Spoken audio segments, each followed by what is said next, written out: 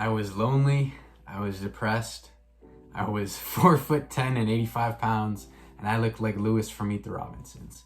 This was me in middle school. Back when I used to roam those hallways like the absolute stud I am today, I didn't have a quarter of the confidence that I do now. Basketball used to be everything to me, like everything.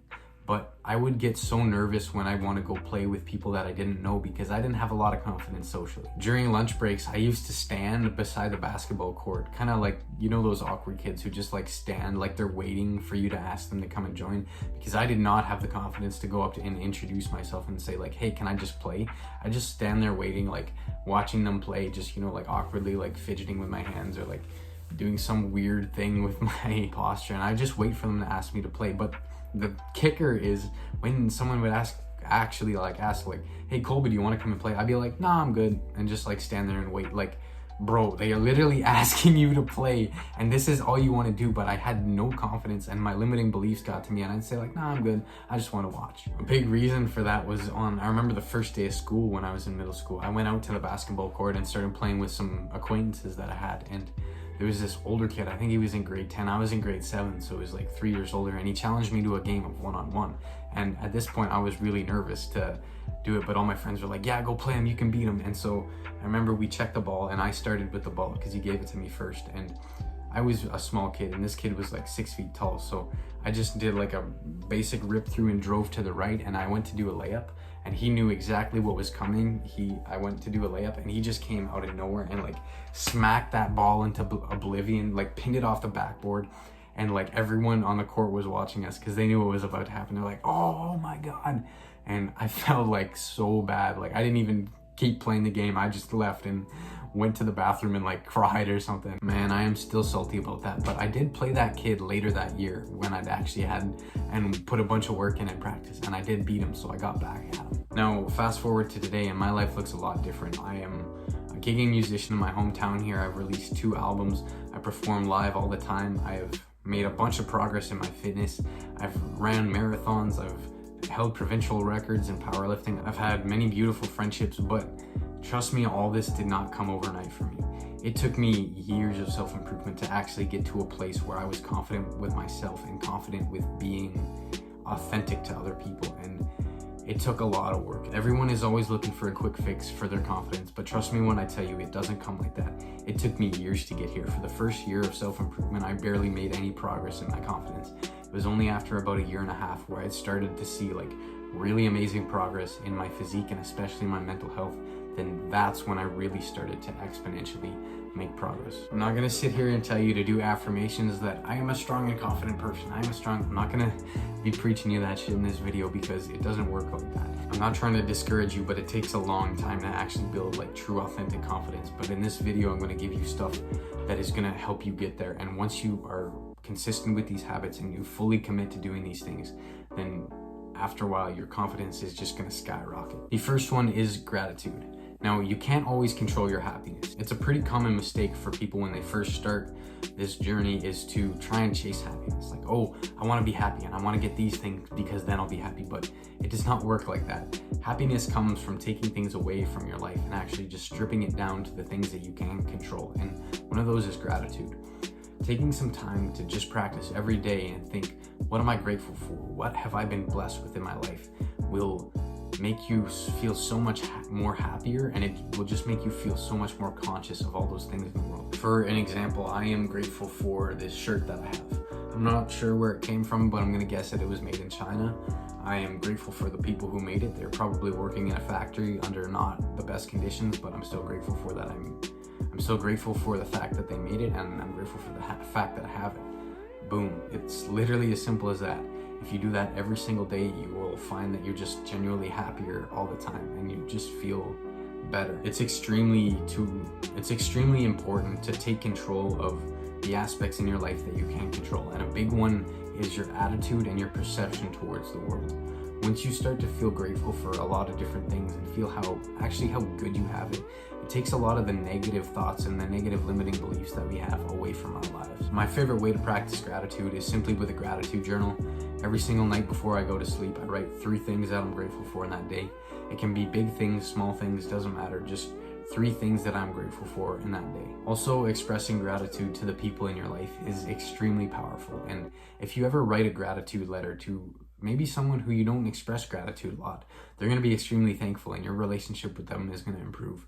A big one you can do this with is your parents, because it's so easy to become accustomed to everything they do for us. So if you take the time to write them like a sincere gratitude letter, they're going to be extremely grateful for you, and your relationship with them is going to go to a whole different level. Number 2 is meditation. Now, it is no secret that social media has made our attention spans like trash, and it's caused us to constantly be overthinking all the time. Oh, what's this person thinking about us? And because we're always scrolling and we're always seeing what everyone else is doing with their lives, it makes us feel inferior to the highlights of everyone else's life. And this causes us to be overthinking all the time and think that everyone else is always thinking about us. But truth is, they're only worried about their own insecurities. So you need to take some time to become present. And that is what meditation is going to do to you.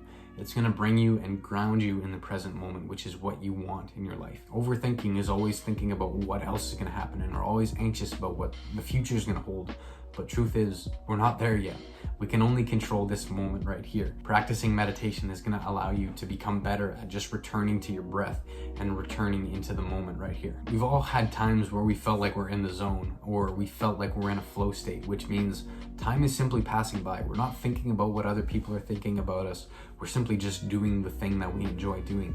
And that is what meditation allows you to get into. With me, for basketball, for example, I spent a lot of time. Like, when I mean a lot of time, I'd spend like 3 hours a day practicing. Even when I had school, it was more on weekends. But when it actually came time to play and actually came time to get in the game, I'd start overthinking, because I was thinking, oh, what if a bad play happens? And what if I made a mistake? Because that first traumatizing experience at my first day of school, from that massive block. And I started to overthink when I was playing, and that caused me to be very passive in my playing, especially in games and big moments. I wouldn't want the ball, even though I'd practiced so much.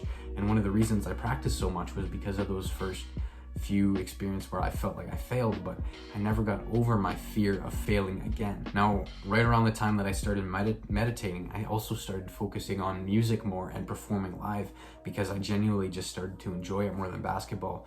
And the success I've had in music is like astronomical compared to the success I had in basketball.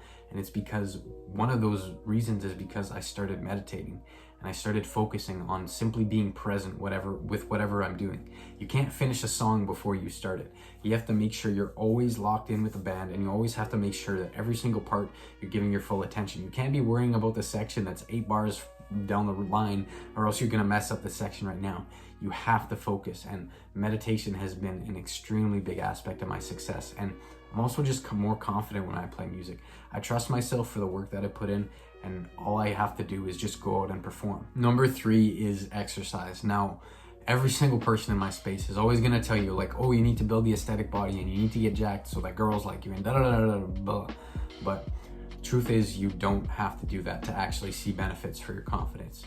Yes, it helps a little bit, but at the end of the day, having a physique isn't gonna change you. It's not gonna change how you feel about yourself, but seeing the progress and actually working towards something in your fitness is gonna help a lot with your confidence. Once you start to actually go to the gym and do some cardio and actually just move your body, you're gonna start to sleep better, you're gonna start to focus better, and in turn, that's gonna allow you to perform better. Maybe it's in your grades, you're gonna get better at school, or maybe you're working, you're gonna get better at your job because your attention span is gonna improve and your focus is just gonna be so much better. All the bodybuilding guys are gonna tell you like, oh, lift weights and get big, bulk and cut and do all this so that you can get aesthetic and get a nice looking physique. Like, they're gonna tell you not to do cardio. And then there's other people who don't really wanna lift that many weights and just wanna do cardio, but I believe the middle ground is the best place to actually be. I love lifting weights, and I also love to do cardio, and especially running. I've ran marathons, I've competed at the provincial level for cross country, but I also love to do weights and I love to powerlift as well. So I believe finding the middle ground is the best place. But when you're starting out,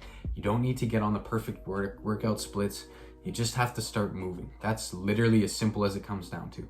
You just need to get your body moving, get a good sweat going, get tired so that you actually sleep better at night. And you're just gonna start feeling better. You're gonna start to feel better about yourself because you're gonna see, I've taken some steps to actually improve my life, and I'm making progress because I care about myself and I care about my health. We only have one body, so I want to take care of it. Once you see that, you can't help but feel more confident.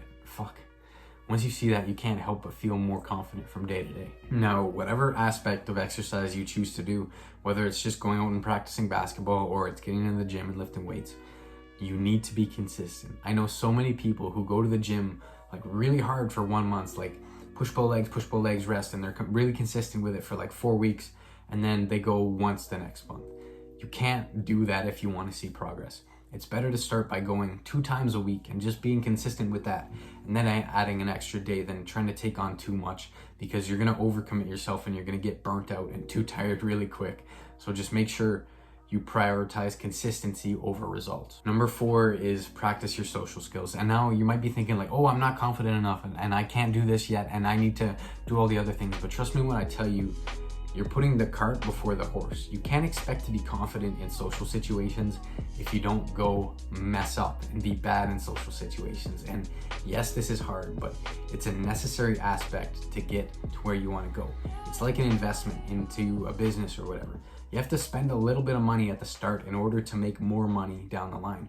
It's like going to the gym. You have to feel the burn and you have to feel that pain in your muscle and feel sore the next day after your workout if you want to make some progress and get stronger and get bigger. It's the same with social connection and social interaction. If you want to get better at speaking and talking to people that you don't know and become more confident, you have to go talk to people that you don't know. Approaching and complimenting random strangers is an extremely good thing to practice with, especially if you're like in a big city center and you're just on the metro or the bus or whatever, you're just going for a walk. Once you actually start to interact with people that you've never seen before and you're never going to see again, and even if you just tell them good morning, you're going to start to feel more confident when you have to go and speak to new people that you actually want to maybe form a friendship with. You'll suck at this in the beginning, but that's okay. Anyone who you see who's good at something, whether it's being a YouTuber or a musician or whatever, an athlete, then they sucked in the beginning. When they first started whatever pursuit they have, they were absolutely trash in the beginning, and that's how it is with anything in life. The time is going to pass by anyway. You can either go and actually start putting in the work and be a little bit uncomfortable to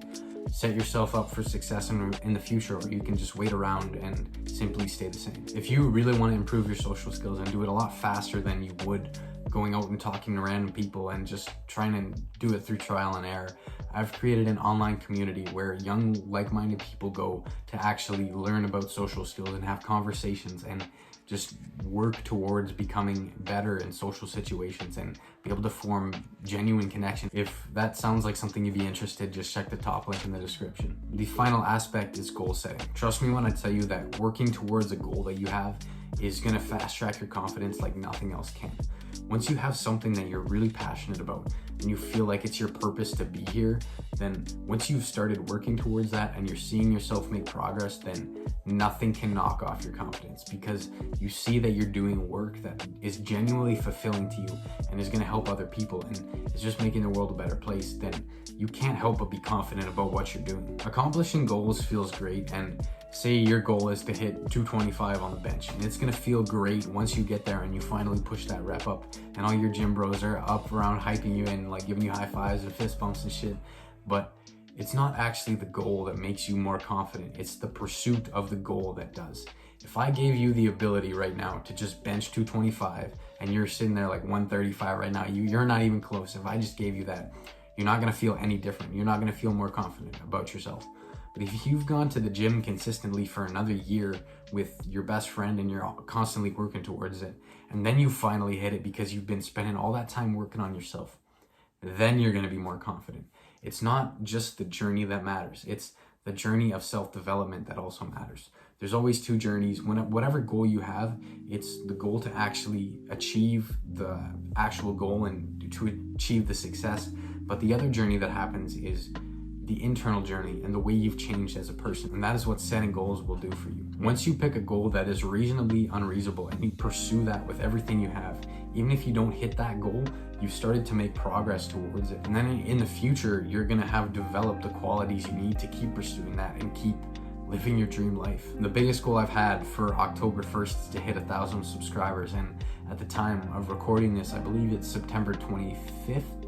And I'm about like around 400 and something subs, and I might not hit it, but the effort that I've been putting in to grow this channel is going to compound, and I might not hit 1,000 subs by October 1st, but you can definitely bet that I'm gonna hit it eventually, because I'm just gonna keep staying consistent. Because even if I don't hit that goal, I've still had an internal change that's gonna allow me to hit that goal in the near future. Undoubtedly, this is the thing that has improved my confidence the most. Whether I'm training to run a marathon and finally after finishing that marathon I feel amazing, or I've been working on an album for over a year and I finally put that out, it's the pursuit of an ambition and it's the pursuit of a purpose that brings you confidence, because you're doing something that you genuinely enjoy and something that you want to accomplish, but you're also feeling that internal change. It doesn't matter what goal you have, whether it's extremely small or extremely ambitious. Once you get on your path to actually starting to accomplish that, your confidence is going to be sky high. So I wish you the best.